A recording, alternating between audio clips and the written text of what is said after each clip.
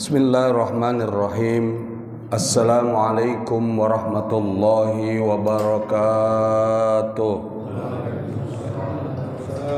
Alhamdulillahirabbil alamin. Salatuhu wassalamuhu ala asyrafil anbiya wal mursalin wa ala alihi wa ashabihi ajma'in, amma ba'du.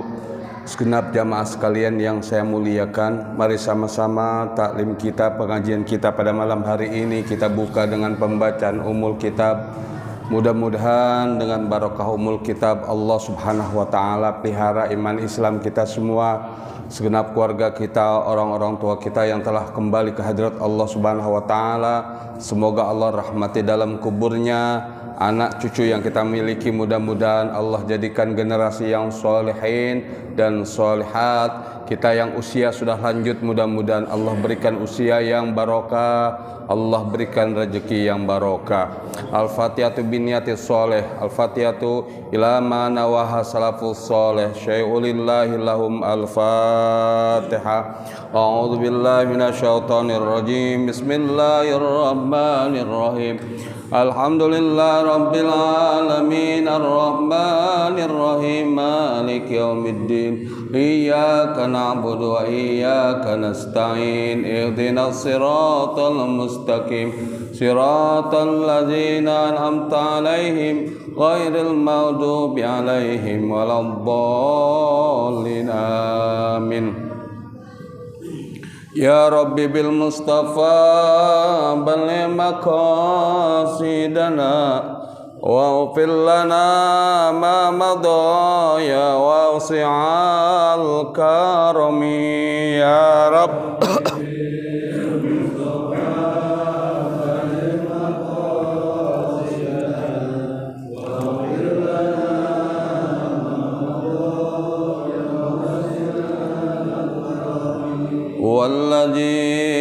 Alladhi turja syafa'atuhu likulli hawim minal ahwali muqtahami ya Rabb.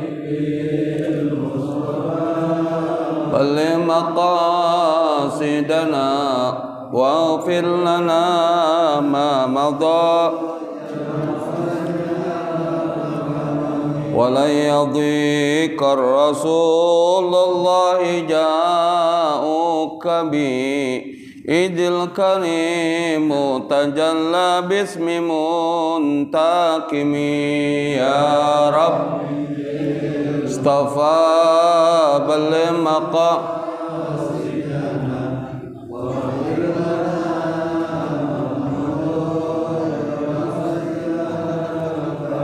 Ya Allah biha, ya Allah biha, ya Allah bihusnil khatimah. Ya Allah biha, ya Allah biha, ya Allah bihusnil khatimah ya Rabb. Balligh maqasidana waghfir lana. Allahumma salli wa sallim wa barik alaihi wa ala alihi. Bismillahirrahmanirrahim. Qala al-musannifu rahimahullahu ta'ala wa nafa'na bihi wa bi ulumihi fi daraini amin ya rabbal alamin. Summa lajimal masjida ilal maghrib wa huwal al-afdal. Wa ilal asri yuqalu man sholal asra fil jami'i kana lahu sawabal haji wa man sholal maghriba falahu sawaba hajjata wa umrata fa in khafa dukhulal afati alaihi min najl khalqi ila itikafi al khawfa khawdi fi ma la yaliku fal afdalu ayyarji'a ila baitihi zakirallahu mufakkiran fil asi syakiran ilallahi ta'ala ala taufiq khaifa min taksirihi wallahu a'lam bisawab. Kita bersyukur kepada Allah Subhanahu wa taala dengan limpahan taufik dan hidayahnya Allah perkenankan kita dalam keadaan sehat walafiat dapat melakukan kewajiban kita salat maghrib berjamaah. Kita sambung dengan menghidupkan sunnah Nabi kita Muhammad SAW. Mudah-mudahan seluruh rangkaian ibadah kita, aktivitas kita, kerja kita, mudah-mudahan Allah jadikan ibadah kepada Allah Subhanahu wa taala. Jamaah sekalian yang saya muliakan, kita punya orang tua, kita punya tokoh pada saat ini sedang kurang sehat, yaitu Bapak Haji Ahmad Riyadi. Pada saat ini beliau sedang dirawat di kota Bandung. Kita doakan sama-sama karena salah satu waktu istijabah, waktu doa di mana doa kita dikabulkan oleh Allah antara maghrib dan isya. Ini kan antara maghrib dan isya. Apalagi kita doanya sama-sama, doanya jamaah. Kita bacakan Al-Fatihah, mudah-mudahan Allah angkat penyakitnya, Allah sehatkan kembali, Allah pulihkan tenaganya. Nama orang tuanya siapa Pak Haji? Pak Haji Ahmad Riyadi? Hah? Kalau nama orang tuanya nggak tahu. Iya. Ya, sama-sama kita bacakan Al-Fatihah. Al-Fatihatu susun ila al-Ustad Al-Hajj Haji Ahmad Riyadi. Allahumma ij'al syihatan afian ajilan birahmatika ya arhamar rahimin. Dan begitu juga keluarga kita, sanak keluarga kita yang pada saat ini kurang sehat, mudah-mudahan dengan doa kita, Al-Fatihah kita pada maghrib ini, mudah-mudahan Allah angkat penyakitnya, Allah pulihkan kembali. Al-Fatihah. A'udzubillahi minasyaitonirrajim. Bismillahirrahmanirrahim. Alhamdulillah rabbil alamin arrahmanirrahim maliki yaumiddin. Iyyaka na'budu wa iyyaka nasta'in. Ihdinas siratal mustaqim. Siratal ladzina an'amta 'alaihim ghairil maghdubi 'alaihim waladdallin. Amin. Para jamaah sekalian yang saya muliakan, kaji kita pada beberapa minggu yang lalu kita membahas tentang kalau kita tidak mampu, belum nggak bawa Al-Quran atau nggak mampu bisa membaca Yasin, nggak bisa membaca surat Al-Kahfi, baik itu di malam Jumat ataupun di hari Jumat, sebagai penggantinya kita baca surah apa? Al-Ikhlas, surat Kulhu sebanyak-banyaknya. Manfaat orang-orang yang membaca surat Al-Ikhlas di malam Jumat atau di hari Jumat bagi yang tidak mampu baca surat Yasin, yang tidak mampu membaca surat Al-Ikhlas. Pada minggu yang lalu, manfaat yang pertama, Allah akan jaga orang itu daripada berbuat dosa. Ada jalannya, dari mana saja Allah berikan jalan keluar agar orang tersebut tidak melakukan dosa. Yang kedua, orang yang istiqomah membaca surat Al-Ikhlas di malam Jumat, di hari Jumat, kalau tidak mampu baca Yasin, nggak mampu baca surat Al-Kahfi, manfaat kedua, dosa dia yang membaca surat Al-Ikhlas dan dosa orang tuanya juga diampuni oleh Allah Subhanahu wa taala. Nah, orang tua kita barangkali yang nggak bisa baca Yasin. Nah, sering kan kita kalau tahlilan itu bagi segenap jamaah yang nggak mampu baca surat Yasin, mari sama-sama yang lainnya hendaknya membaca surat Kulhu atau surat Al-Ikhlas. Itu manfaatnya, dosa dia diampuni, dosa orang tuanya juga diampuni oleh Allah. Yang ketiga yaitu kalau orang tersebut ikhlas membaca surat Al-Ikhlas di malam Jumat atau di hari Jumat, Allah akan wafatkan orang tersebut, akan meninggal, akan memperoleh mati syahid. Orang meninggal yang terbaik itu man mata yaumal jum'ati aw lailatihi kana syahidan. Siapa orang yang meninggal pada hari Jumat atau malam Jumat, maka orang tersebut digolongkan meninggalnya dalam keadaan mati syahid, dapat pahala mati syahid ya. Pahalanya seperti orang meninggal mati syahid ya. Syahid apa? Syahid dunia wal akhirat. Kalau syahid akhirat itu orang yang kayak saudara kita tuh. Saudara kita ada di Palestina. Mereka meninggal dunia karena peperangan. Ya, tahu-tahu ketika mereka peperangan atau mereka kena runtuhan bangunan atau kena longsor, ketika dicari nggak ketemu, nggak dimandikan. Ya, dari tanahnya itu, dari gedungnya itu merupakan bagian kuburnya, maka orang tersebut meninggalnya namanya syahid dunia akhirat. Jadi nggak wajib dimandikan, nggak wajib dikafani, karena memang jenazahnya tidak diketemukan, maka dia dapat pahala mati syahid dunia akhirat. Tetapi kalau orang yang meninggal dunia seperti orang yang belajar, suami yang berangkat pergi dari rumah kerja, tahu-tahu di tempat kerjanya atau di jalan meninggal dunia, itu mati syahid dunia akhirat. Yang penting niat dari rumahnya benar. Ya, niatnya dari rumah mencari nafkah. Yang belajar dari rumah niatnya belajar, niatnya benar. Maka ketika meninggal di tempat usahanya atau di tempat dia belajar itu, maka orang tersebut digolongkan syahid dunia akhirat. Wajib dimandikan, wajib dikafani, wajib disolatkan. Tapi dapat pahalanya bagaikan orang yang mati syahid ya, seperti itu. Jadi banyak orang tua kita ya meninggal itu orang lagi usaha di tempat kerjanya, dari rumah udah bener berangkat usaha, itu mati meninggal dunianya syahid dunia akhirat ya. Itu mudah-mudahan kita ini nanti ketika Allah panggil kita ini mendapatkan pahala mati syahid dunia akhirat ya.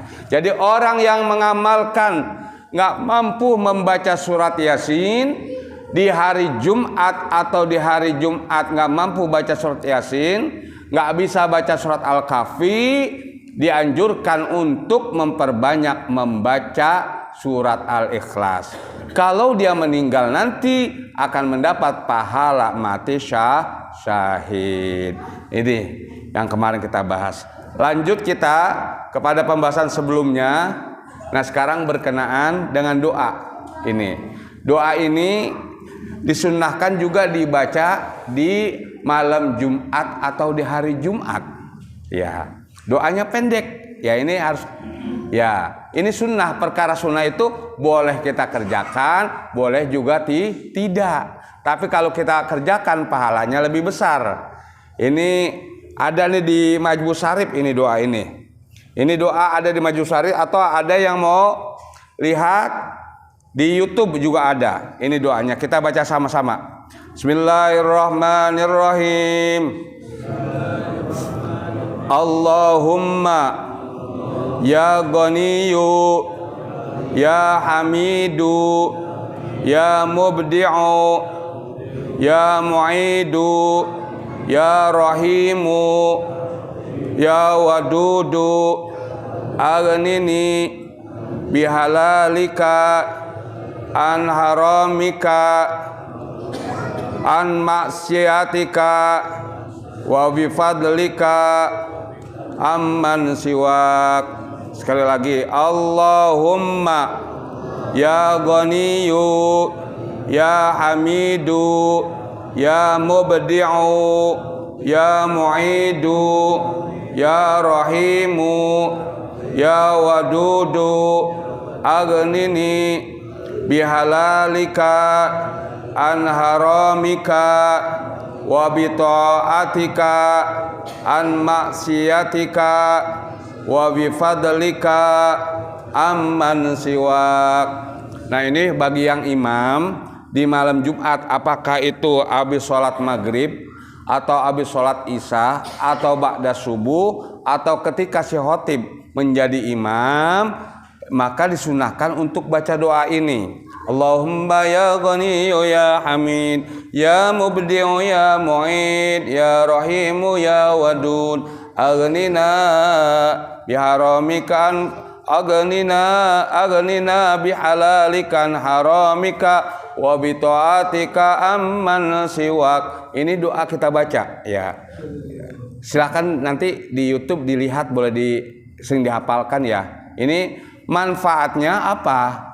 Allah akan berikan kepada kita rezeki yang halal ya. Jadi ketika ada sesuatu yang nggak baik, rezeki yang nggak baik itu Allah hindari kita dari mendapatkan rezeki itu. Allah akan berikan kepada kita rezeki yang halal. Jadi Allah carikan jalan keluarnya untuk mendapatkan rezeki yang halal. Kalau baca doa ini istiqomah di malam Jumat atau di hari Jumat. Boleh nggak baca doa lain?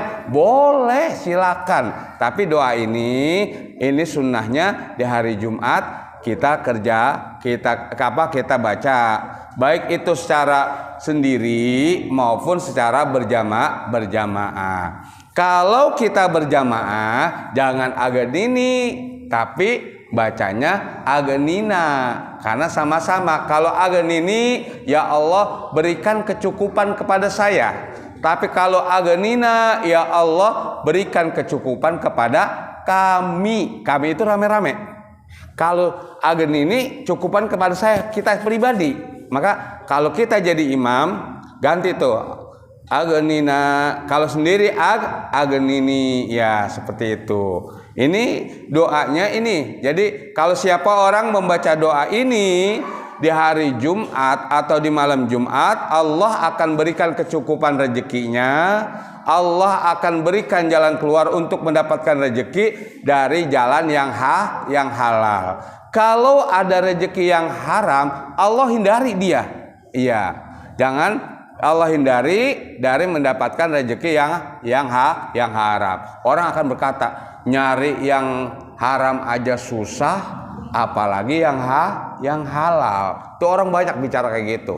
Ya, jadi rezeki apa aja yang subhat aja diambil. Ya, yang penting dapat duit, yang penting dapat rezeki. Padahal kalau kita ikhtiar, kalau kita berdoa kepada Allah, Allah pasti berikan jalan keluar, jalan yang terbaik buat orang yang bertakwa, rezekinya yang halal. Lanjut kepada kaji kita. Ini saya juga barangkali belum mengamalkan, tetapi bagi saudara-saudara kita yang mengamalkan ini termasuk sangat baik ya. Karena barangkali orang-orang tua yang sudah tidak kerja, orang tua yang sehari-harinya menunggu waktu dari sholat ke sholat lain untuk ibadah, silakan ini diamalkan. Ini banyak dikerjakan oleh saudara kita. Siapa itu yang sering ngerjakan ini? Yaitu saudara kita jamaah tabligh. Apa anjurannya? Setelah kita melakukan sholat sunnah, setelah sholat Jumat dianjurkan 2 rakaat atau 4 rakaat atau 6 rakaat. Apalagi yang dianjurkan di hari Jumat ini buat orang tua. Buat orang tua yang sudah tidak ada aktivitas selain aktivitasnya hanya cuman di masjid. Summa lazimal masjida ilal maghrib. Kemudian selesai dia melakukan sholat sunat 2 rakaat di hari Jumat, dia tetap di masjid sampai waktu maghrib. Ada orang kapling yang nunggu habis sholat Jumat nggak pulang, ya baca Quran, zikiran, ya sampai maghrib, ya ada orang kapling yang kayak gitu. Saya yakin belum ada. Iya, ini biasanya saudara-saudara kita nih jamaah tabligh yang mereka yang itu jauhlah 3 hari 3 hari biasanya 40 hari ini melakukan ini. Ya, ini amaliyah besar pahalanya. Ya, tapi saya pribadi pun belum mengamalkan. Nah, bagi kita orang tua barangkali jam 1 pulang. Nah, jam 1 pulang itu ketika di hari Jumat itu pulang di rumah, mandi, makan, balik lagi ke masjid. Jangan kalau kita habis sholat Jumat jam 1 pulang, lalu sampai rumah makan, tidur, ya terus ngobrol pulang ke masjid, nggak dapat pahala ini. Ini hanya untuk barangkali qadul hajat, pulang ke rumah mandi, makan, istirahatnya di masjid, ya di serambi masjid. Nah, masuk ke tempat sholat lagi untuk ibadah. Ibadah itu bisa baca Al-Quran, bisa baca sholawat, bisa baca istighfar. Nah, siapa orang yang menetapi summa lajimal masjida ilal maghrib, siapa orang yang tetap di masjid sampai waktu sholat maghrib, wahwa abdulu, yaitu lebih utama, wa ilal asri yuqalu, atau sampai asar, man sholla asrafil jami'i, siapa orang yang sholat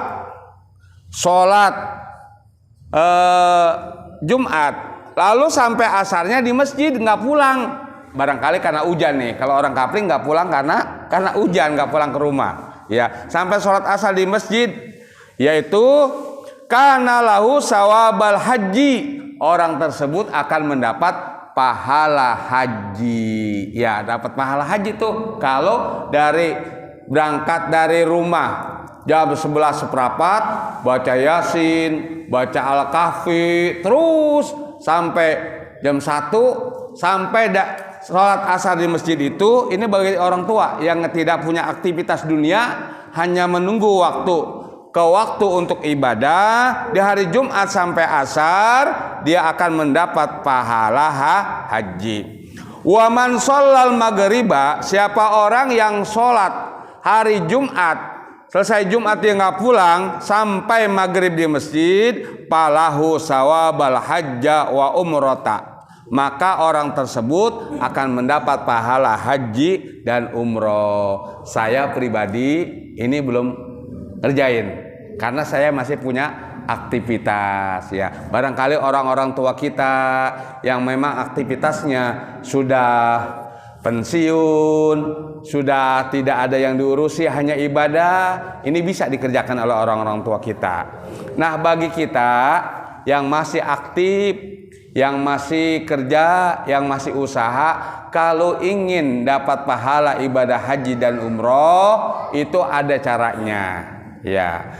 Man kharaja min baitihi mutahhiran li sholatil maktubah kana kal haji. Siapa orang yang keluar dari rumahnya dalam keadaan punya wudu untuk sholat 5 waktu berjamaah, akan dapat pahala haji. Ini bisa nggak kita yang kerja nih?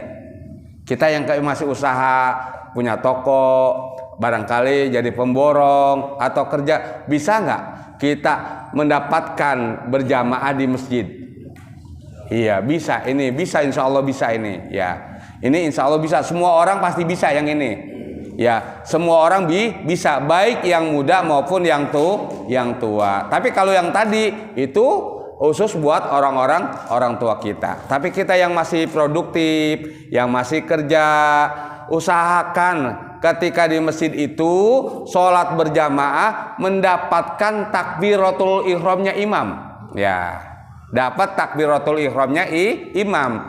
Dari rumah udah punya wudu, syukur-syukur bisa sholat iktikaf di masjid, ya.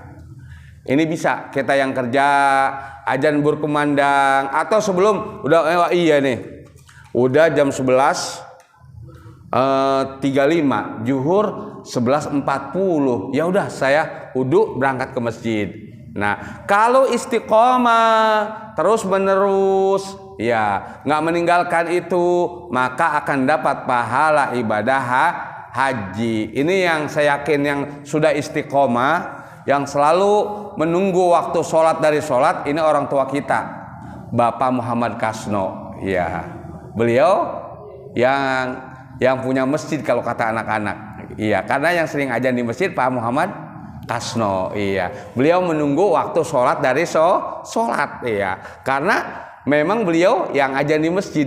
Nah, orang-orang tua kita pun mudah-mudahan bisa menunggu waktu sholat kepada sholat, mendapatkan takbiratul ihramnya imam, syukur-syukur mendapatkan adzannya muadzin di masjid, ya, seperti itu. Jadi ini kalau orang bisa sholat berjamaah di masjid, dari rumah menuju masjid dalam keadaan punya wudu akan mendapat pahala ibadah haji dan umroh. Ini yang ringan yang pertama.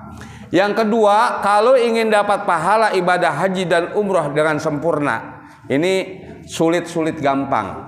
Ya, sulit-sulit gampang. Dikata gampang sulit, dikata sulit juga mudah. Ya, kalau yang sudah terbiasa. Man kharaja min baitihi mutahhiran li sholatil ghadati kana kal haji wal umroh. Siapa orang yang keluar dari rumahnya dalam keadaan punya wudu untuk melaksanakan sholat subuh berjamaah. Nah, ini subuh berjamaah nih. Ya.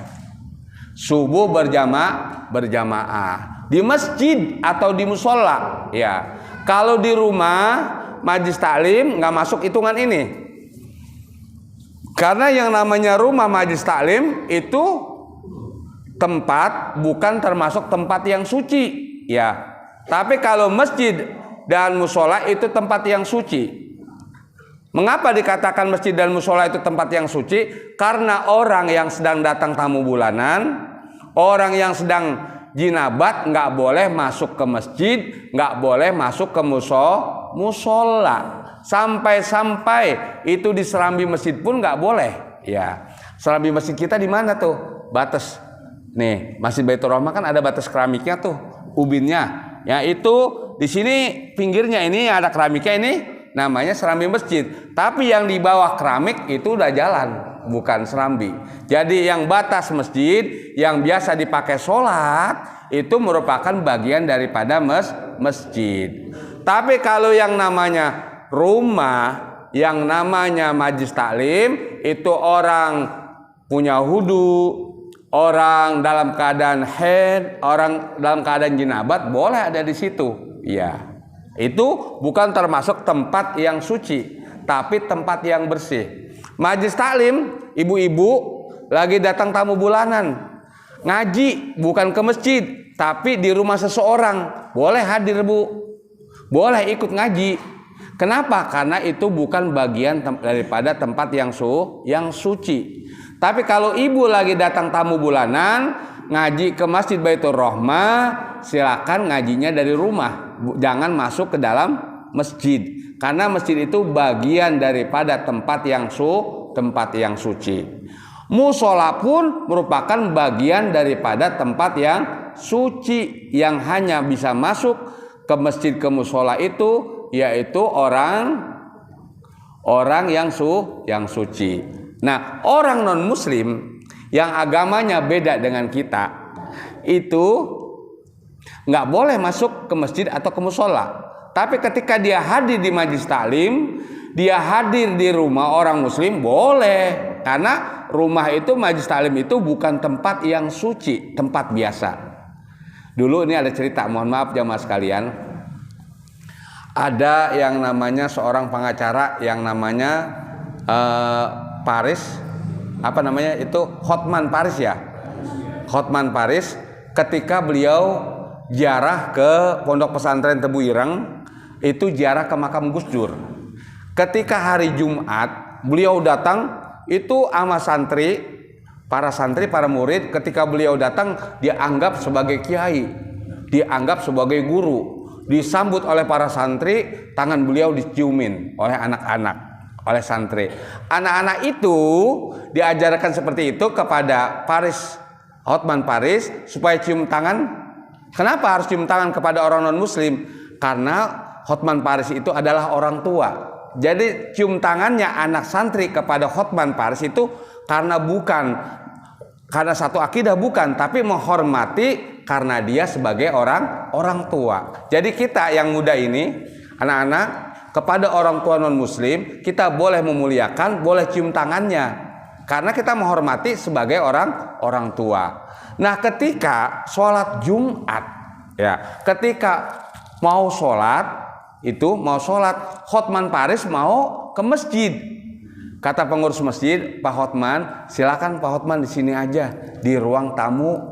Silakan Pak Hotman ngopi, makan snack silakan di sini. Kalau kemari Pak Hotman nggak boleh. Kalau Pak Hotman ke kamar santri silakan. Kalau Pak Hotman ziarah ke makam Gus Dur silakan. Tapi kemari nggak boleh. Karena masjid itu bagian daripada tempat suci. Sampai seperti itu akhlaknya. Agama kita ngajarkan memuliakan hamba Allah yang beda akidahnya dengan kita. Kata beliau, kok kayak gini sih orang Islam begitu bagus ya nerima tamunya. Saya sangat dihormati, dianggap sebagai kiai, saya dicium tangan. Padahal santri itu nyium tangan karena beliau itu orang tua. Jadi cium tangannya menghormatinya karena orang tua. Jadi siapa orang yang keluar dari rumahnya dalam keadaan punya wudu untuk mengikuti sholat berjamaah di masjid, lalu sampai kapan dia di masjid itu? Sampai waktu isyrok, ya, sampai waktu syuruk. Subuh itu sekarang jam berapa Pak Muhammad Kasno? Jam 4? Hah? 4. Iya, jam 4.10 ya. Ya, jam 4.10. Isyrok itu jam 5.15. Ya. Kita habis sholat berjamaah nih orang-orang tua kita. Nggak ada aktivitas lain, ya. Udah duduk di masjid, jangan pulang dulu, ya.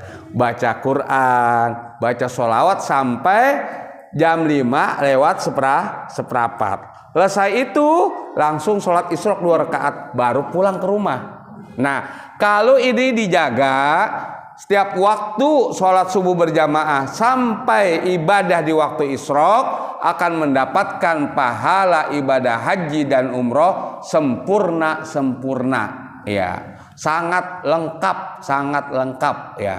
Jadi pahalanya lengkap tuh, dapat pahala ibadah haji dan juga dapat pahala ibadah umroh kalau subuhnya berjamaah ke masjid atau ke musola dan juga menunggu waktu sampai datangnya sholat isyrok sampai jam 5:15. Sholat isyrok jam 5:15, sholat 5 menit, kira-kira jam 5.25 lah kita pulang dari rumah, ya. Kalau yang masih kerja kan masih bisa tuh, ya.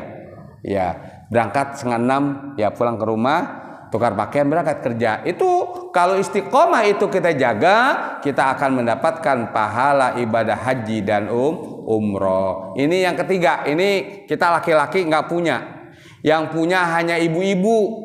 Ini kalau ibu-ibu, siapa orang yang melayani suaminya, makanannya, pakaiannya, ayum ra'atin khoda'at min jaujiha min to'amiha wa syarabiha kana ka haji wal umroh tamaman. Siapa orang perempuan, seorang istri melayani suaminya dari pakaiannya, dari makanannya, dari minumannya dengan ikhlas akan mendapatkan pahala ibadah haji dan umroh. Yang terpenting ikhlas, Bu. Kan biasanya istri kita itu ibu-ibu, suaminya dilayani dibikinin kopi iya, disiapin makan juga iya, tapi sambil ngerutu. Tahu kalau ngerutu? Iya, ngomong gini, capek banget Pak, ini saya Pak, ngepel saya, gosok saya, bebenah saya, masak saya, tapi dikerjain juga, Bu. Istri kita tuh begitu, bener gak di rumah? Iya, itu kalau yang begitu tuh, Bu, kalau yang begitu tuh sambil kerja juga, sambil gerutu juga, nggak dapat ibu pahala haji dan umroh. Iya, kalaupun ada dalam hati jangan dikeluarin di depan suami. Ya, udah ikhlasin aja. Memang sudah kewajiban berbakti sama suami. Ya, ibu ikhlas melayani suami, nyiapkan pakaian suami, nyiapkan makanan suami, nyiapkan minuman suami. Ibu ikhlas melayani suami dengan sebaik-baiknya, tidak diiringi dengan cacian, tidak diiringi dengan makian, akan mendapatkan pahala ibadah haji dan umroh bagi ibu-ibu sempurna. Kira-kira Bu, kira-kira dalam sebulan bisa nggak Bu ngelayanin suami, bebenah, masak dalam sebulan gitu, nggak ada ngeluh sama suami, bisa nggak Bu? Hah? Yang banyak Bu, yang banyak nih, yang banyak. Kira-kira orang kapling begini nggak? Yang umum nih, yang umum orang kapling, Pak capek banget Pak, yang masak saya, yang gosok saya, yang buatin kopi bapak saya, capek banget Pak. Ada nggak orang kapling kayak gitu Bu? Ada. Nah kalau sudah tahu Ibu, hilangkan pelan-pelan, iya. Banyak ya, iya. Mudah-mudahan kita nggak seperti itu. Ya silakan Bapak. Waalaikumsalam warahmatullahi wabarakatuh.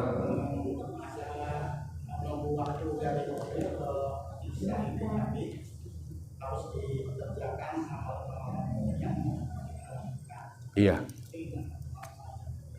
Iya. Bapak sekalian yang saya muliakan, salah satu waktul istijabah yang diberikan kepada umat Nabi besar Muhammad SAW diantaranya antara azan dan iqomah. Jadi setelah azan tuh kan sebelum qomat tuh kita tuh sholat qobliyah, ya itu kita boleh baca sholawat, ya baca sholawat, baca istighfar, baca Quran, ya atau ngomong tapi ngomong perkara ibadah, ya perkara ibadah. Begitu juga ketika kita berada di masjid antara maghrib dan isya, itu kalau berbicara antara maghrib dan isya usahakan berbicaranya yang berbau ibadah, ya yang berbau kebaikan, ya contohnya misalnya apa? Contohnya misalnya nih, tapi dunia tapi itu berbau ibadah, cerita anak saya alhamdulillah saya sekolahkan di sana, ya sudah saya sekolahkan di, misalnya saya sekolahkan di sana di Jawa Tengah, alhamdulillah dulu anak saya masih SMP-nya malas beribadah, tapi alhamdulillah setelah saya sekolahkan di Jawa Tengah pas pulang ke rumah rajin ibadah. Itu cerita anak tapi berbau akhirat, itu juga bagian daripada ibadah. Atau sambil menunggu datang sholat maghrib, kita udah selesai nih berjamaah, ada sebagian jamaah yang pulang, kita menunggu sampai datang sholat isya, silakan isi dengan baca Al-Quran, silakan isi dengan halakoh. Halakoh tuh ini sering dilakukan oleh saudara kita jamaah tablik sampai waktu isya, baca buku Fadlul A'mal ya pada maghrib sampai datang waktu isya. Punya anak, punya keponakan kumpul di masjid, ayo nak baca Quran, baca Iqra, ayo nak baca sholawat sampai datang waktu sholat isya. Diisi dengan ibadah-ibadah apa saja yang bersifat ibadah.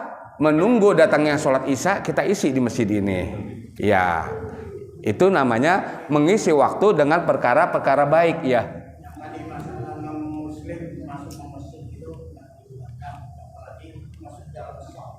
Iya.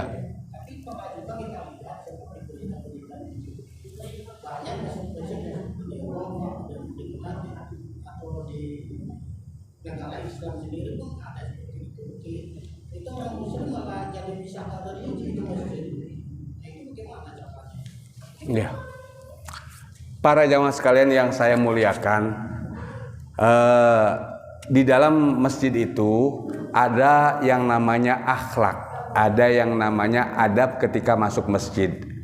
Ketika ada saudara-saudara kita yang di luar non-muslim, ketika mereka datang ke masjid, mereka masuk saja, barangkali pengurusnya tidak menyampaikan tentang adab akhlak kepada orang tersebut. Kita kan menyampaikan kepada orang tersebut pun harus dengan akhlak, bukan dengan tidak akhlak. Caranya menghindarinya dengan cara kasih kasih pengganti dia, jangan sampai masuk masjid. Ya, memang ada di luar negeri gitu ya, di mana orang non muslim masuk aja ke masjid, ya. Nah, jangan orang non muslim mau masuk, Pak, jangan masuk masjid Pak, Bapak najis. Jangan, itu namanya tidak memuliakan manusia. Caranya ketika orang non muslim mau masuk masjid, mohon Bapak tunggu di ruang yang misalnya ini sekretaris atau sekretariatnya di sana lah, di luar serambi masjid lah, ya. Kan ada masjid tuh yang sekretariatnya di luar masjid, ya. Iya, itu boleh nunggu di situ. Yang penting tempat itu tidak khusus dimasuki di mana kita sujud ya. Kalau kita sujud kan di sini nih. Kita sujud itu dari mulai sini sampai sana tuh tempat sujud kita, sampai sana ya. Nah, kalau sudah di sana itu sudah bagian daripada serambi ya. Nah, kalau bisa ini bagian daripada akhlak. Tapi kalau nggak bisa, ada orang non muslim masuk ke masjid, itu nanti serahkan saja kepada Allah Subhanahu wa taala. Karena kita ini kepada tempat ibadah kita pun kita berakhlak ya, kita menjaga sopan santun ya. Orang Islam itu auratnya itu baina surrah wa rukbah, antara pusar dan lutut ya. Kalau orang laki itu pusar sama lututnya udah ketutup, itu udah nutup aurat. Kira-kira menurut adat istiadat kita orang Jawa, orang Indonesia, masuk ke masjid, pusar nggak kelihatan, terus dengkulnya nggak kelihatan, tapi nggak pakai baju. Kira-kira sopan apa enggak, Pak? Sopan nggak orang kita, orang Indonesia? Nggak sopan orang Indonesia. Padahal secara agama dia sudah nutup aurat. Tapi adab kita bukan bagian daripada kesopanan ya. Kita bertamu aja ke rumah orang nggak pakai baju, pakai celana nutup dengkul, celananya di atas pusar, datang ke rumah PRT, datang ke rumah PRW, kira-kira sopan nggak? Nggak sopan. Itu rumah RT RW, apalagi ke masjid. Nah, kalau ada saudara kita di luar sana, luar negeri, itu non muslim masuk ke masjid, barangkali pengurusnya belum menyampaikan ya. Tapi kita yang Indonesia, yang mazhab Syafi'i, yang mereka beribadah sangat hati-hati, mari kita jaga akhlak dan adab kita ketika kita berada di tempat suci, yaitu masjid dan musola. Kalau di Mekah, kalau di Madinah nggak ada, Pak, yang namanya musola, nggak ada. Semuanya masjid. Kalau kita di Indonesia ada masjid, ada musola. Kalau masjid itu di Indonesia yang dipakai sholat Jumat itu namanya masjid. Tetapi tempat sholat yang nggak dipakai sholat Jumat namanya musola. Itu orang Indonesia. Tapi di luar negeri sana nggak ada yang namanya musola. Yang adanya musola dan masjid cuma di Indonesia. Itulah indahnya, uniknya orang Indonesia.